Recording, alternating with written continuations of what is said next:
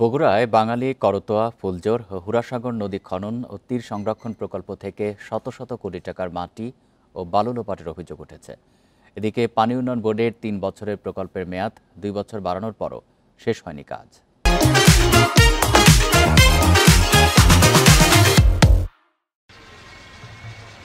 গাইবান্ধার কাটাখালী থেকে পাবনার বেড়া পর্যন্ত ২১৭ কিলোমিটার নদীতে পানি ধারণ ক্ষমতা বৃদ্ধি ও বন্যা নিয়ন্ত্রণে ২৩৩০ কোটি টাকার প্রকল্পের কাজ শুরু হয় ২০১৯ সালে।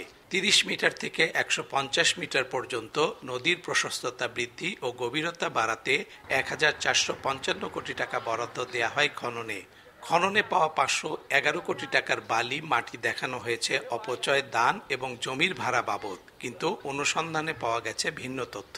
ওখান থেকে সরকার বালু তোলার পর তখন বালু তোলার শেষ পাহাড় সমান উঁচু করার পরে সরকার চলে গেল, তারপরে বালু হরিণ উঠায় কোটি কোটি টাকার সম্পদ নিয়ে চলে গেল।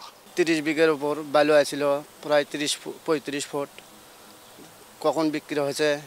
দিনে রাতে বালু বিক্রি হয়ে গেছে। ২৮ শতক জমি, তার উপরে বালির টাকা দিছে, কিন্তু বালু দেয়নি।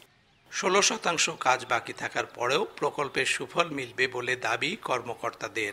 নদীর পানি ধারণ ক্ষমতা বৃদ্ধি হয়েছে, তাতে বন্যার প্রকোপতাটা কমে গেছে। পাশাপাশি শুকনো মৌসুমে যেটা হয়েছে, যেখানে নদীতে প্রচুর পরিমাণ পানি থাকছে, সেই পানি দিয়ে আপনার সেচ সুবিধাটা বৃদ্ধি পেয়েছে।